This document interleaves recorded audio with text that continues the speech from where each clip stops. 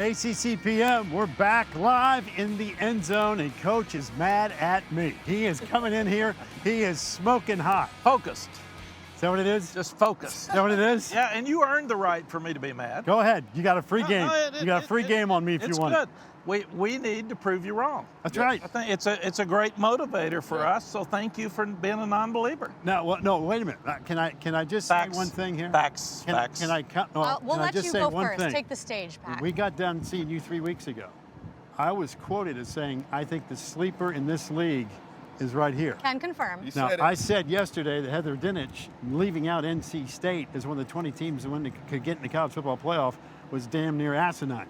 That's what I thought, because I think NC State's got a good football team. But we're here to talk about your guys. Now, if you want to get on my case, you have to bring us into listen, it. Listen, on NC State. They've earned it. NC State's got a good team. I said if North Carolina's on that list, how in the world can you leave off NC State? I mean, they're the one with the Heisman Trophy candidate. They're the guys that won a ton of games last year. So, but again, I did learn in the media. You do have an opinion, and she had an opinion. That's okay. Everybody has opinions. It's all right. So we can agree to disagree. Wait a minute. Do I get a bonus from you as a motivational tool for your team? You Absolutely. can run that video tomorrow. No, I was working on a pregame talk, and I don't even have to use it anymore. Mark Packer's your pregame speaker tomorrow via TV listen to this, guys. Can I just say something? Pat Narduzzi was on earlier this week, and he said, "Pack, what do you got? Is pick third or fourth?" I said, "No, but I picked Miami." So he's already using me for motivation. You're using me for motivation. I'm starting to feel that, you know what? If I just dump on everybody, hey, we call it even. Come on now. You may need to start charging. That's it. Playing a little villain role here. I see it. I see it. It works well for Pat. That's it. Well, we're happy to have you on set, Coach. Thank you so much. I know it's a crazy day for you. The first Friday before the first game of the season, what are the emotions for you? You've done this for so long, but I have to imagine it's different every year, a little bit of the same. You get that same butterflies in your stomach? It is. An older coach, Coach Darrell Royal, who won 3 national championships at Texas, was like an older brother to me and a mentor. And I said, "Coach, how did you feel on Saturday morning before a game?" And he said, "It was 6 months after I quit till I realized not everybody threw up every Saturday morning before football games." So you don't get nervous, but you get anxious. And you've seen your team play since the start of spring practice, but you've been playing against each other. Yeah. So you don't know, every time the defense whips the offense, you're mad at the offense instead of being excited about the defense. If the offense is running down the field, you're bringing Chiswick in and saying, "What are you doing, man? What's wrong?" So finally, tomorrow night, we get to see them against somebody else. And that's the fun thing. You really get to find out who your team is. All of us are talking about how good we are, and everybody's good in preseason. Man, practice has been good. Off-season's good. They're working. They feel good. Yeah, half those going to get beat Saturday. I mean, that's just what it is. You get humbled in many cases. So it's exciting. It's fun. And I've learned that you're anxious, you're not nervous, because you've done everything you can do.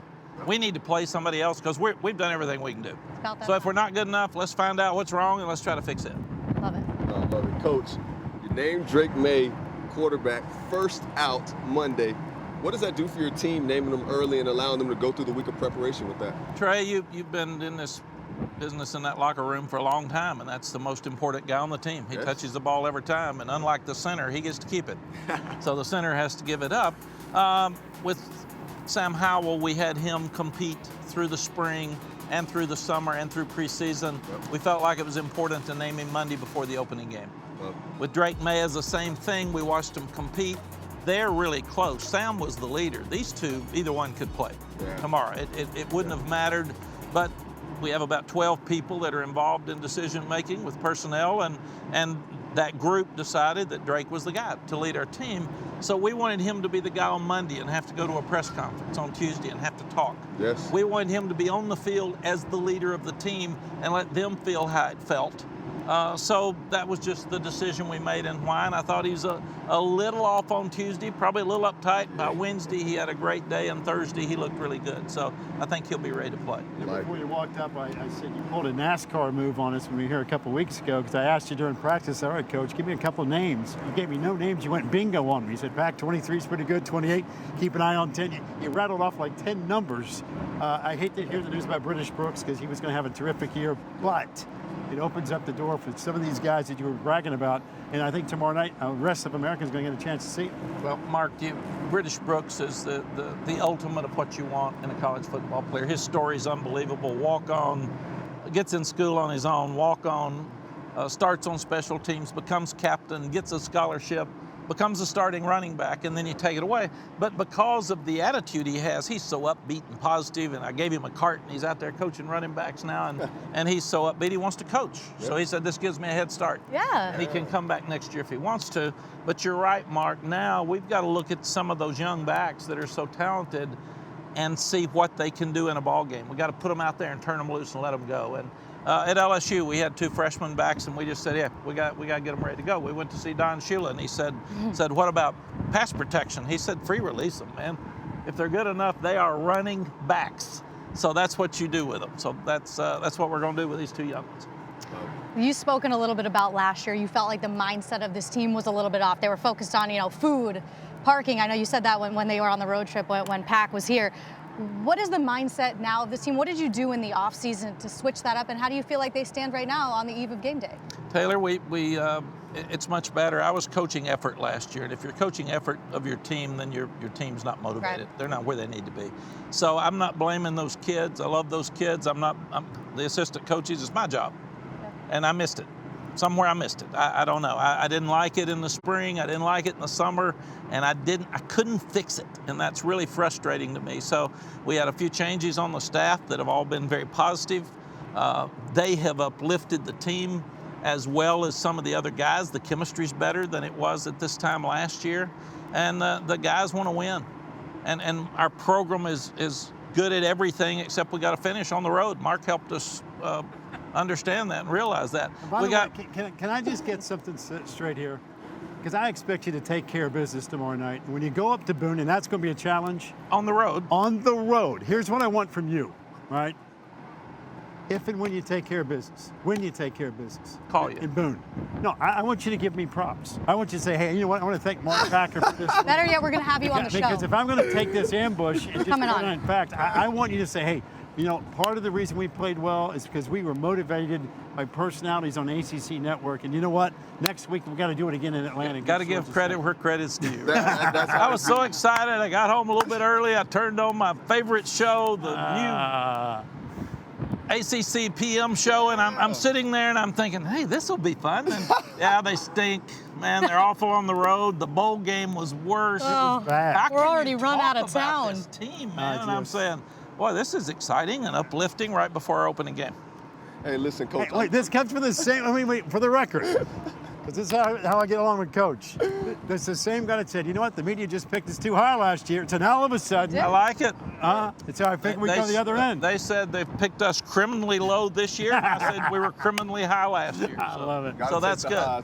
That's good. He even said my great friend Gene Chizik, and then defense sticks too. I've never seen worse defense in this. So I listened closely. I was locked in. You have to hear what the people are saying on the outside. I love it. You talk about Gene Chizik. You brought him in the first time. He leaves. How important was it to get him back into this, culture and what it does for this defense moving forward? And what do you like that he's been able to do with the defense? Trey, he was the best person I could have hired for this job. He's been here. Yes. He's been successful here. Yes. He and I worked together at Texas. He won a national championship as an assistant coach, defensive coordinator, and then as a head coach. Very few people have done that. So he walks into this place with familiarity. Yep. He walks into our team meeting room with credibility. Yep. And when he walks in, they all stood up and said, I want to win a championship. And this guy's done it. He knows what to do. So, and then he brings Charlton Warren, who he loves, and they've been in contact with each other every week for the last 5 years. Yeah. And I will say that if every coach could take some time off and work TV, you get your energy back up, you get to see a lot of different ideas, you get out of your little box, because in coaching, we get in our little box and we stay in it, we don't go visit people, we don't have time.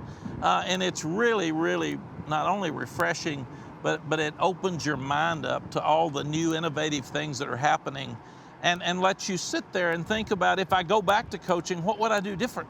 Yeah. And it really challenges your, quote, self to self-evaluate and say, what would I do different and why? Yeah. And it helps you coming back.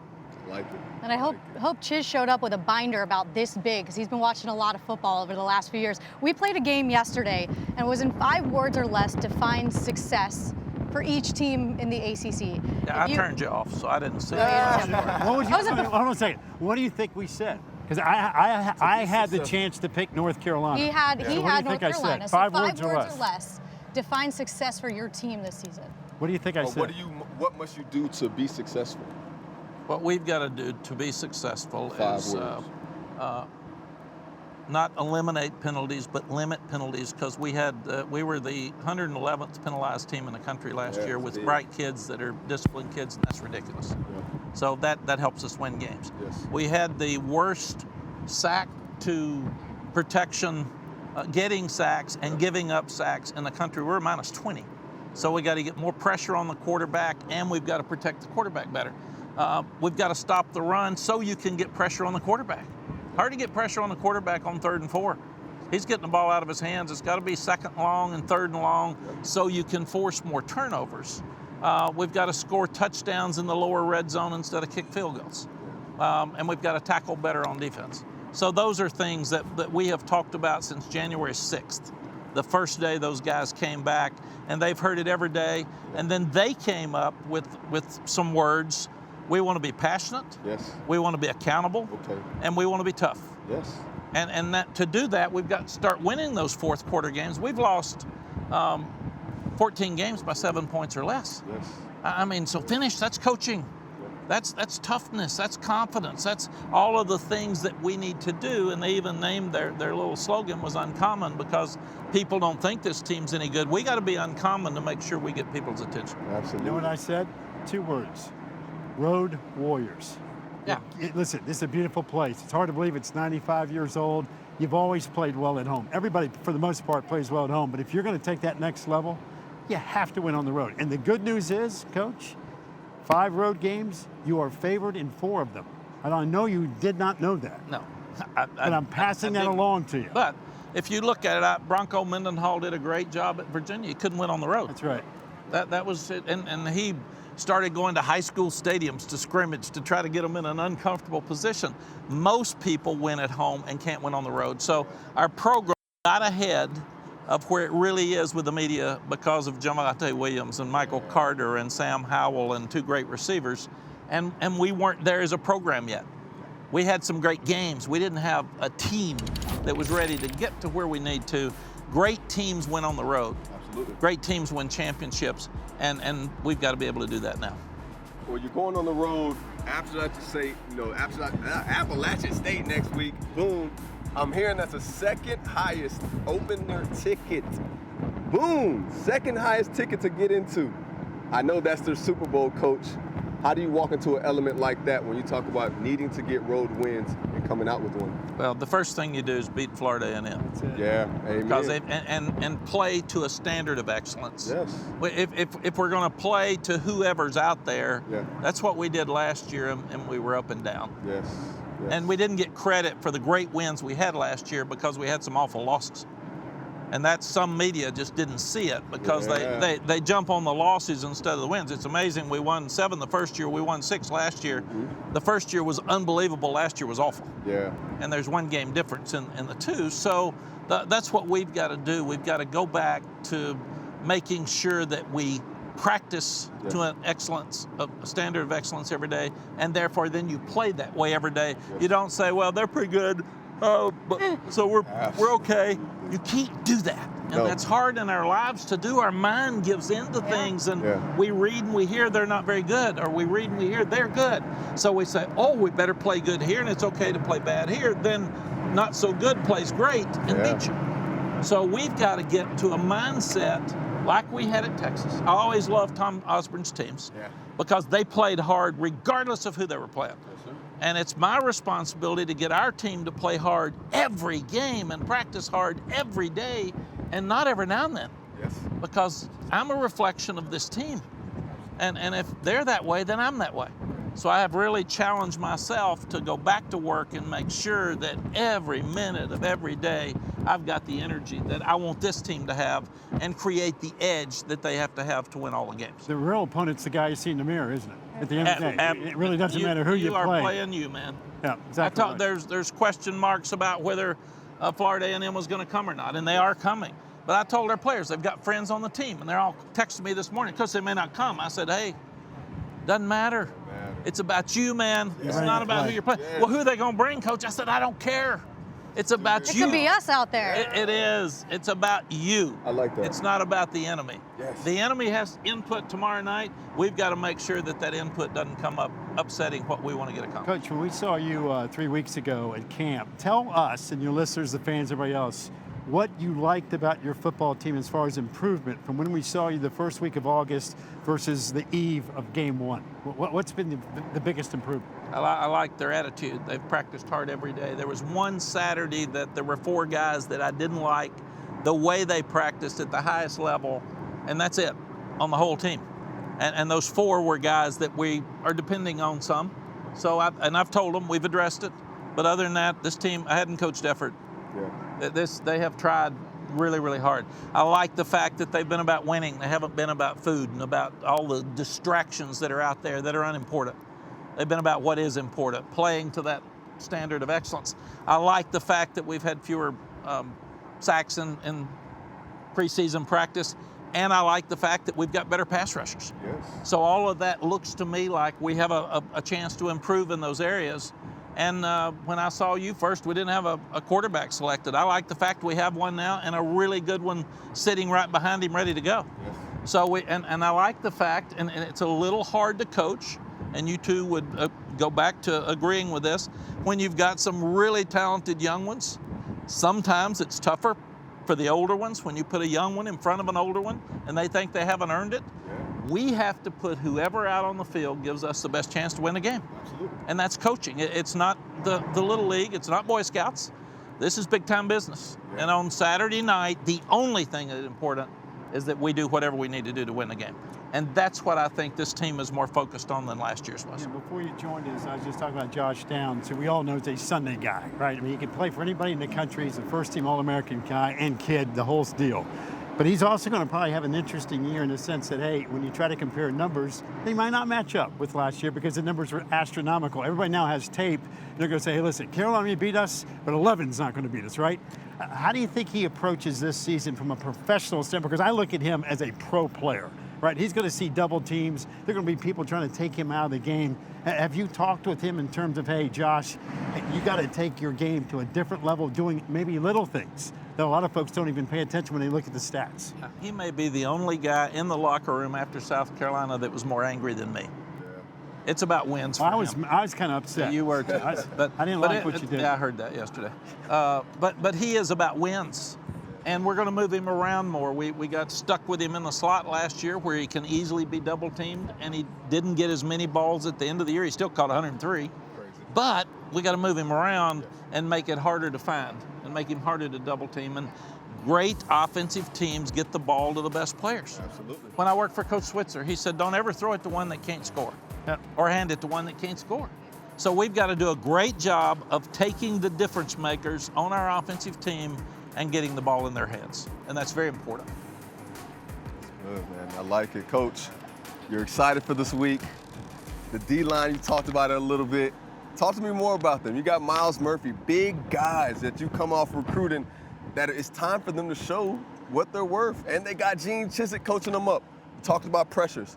How do you see the D-line helping you this season compared? Yeah, we've got Des Evans. Yes. It's his birthday. Happy today, by birthday, the way. yes. Speaking of 10, birthdays, number 10. Speaking of birthdays, hey, big man. You know, when you're my age, Hey. you don't talk as much about birthdays as you do when you're Dez's age. They're all special. But they are all special.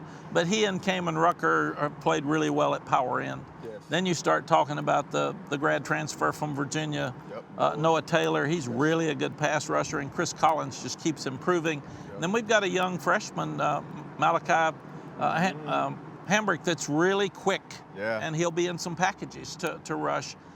Your inside guys, Javari Ritzy and Miles Murphy, are both really good. They're great pass rushers. What we've got to start doing is disrupting the offensive line, getting some penetration, get rid of blocks, and start stopping the run on first down. Because we haven't done that very well. Yeah. And we're talented enough. I've talked to the players and the staff. Come on, man. The coaches are good enough. The players are good enough. Let's win. Together. It's Yep. time to put it together. Yes. It's time to take the next step. I will tell you, when we did the camp tours and I saw Miami, and that's a really good football team that Mary's going to have. I saw Louisville. They've done the transfer portal thing. Saw Duke. Saw a number of teams. Saw Virginia Tech, who you're going to see. The off-the-bus guys.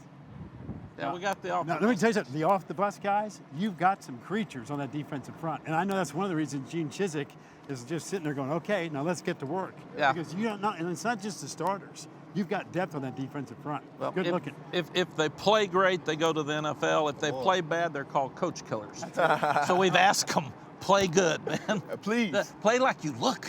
Come on. And I think they will. I'm really excited about watching them play somebody else.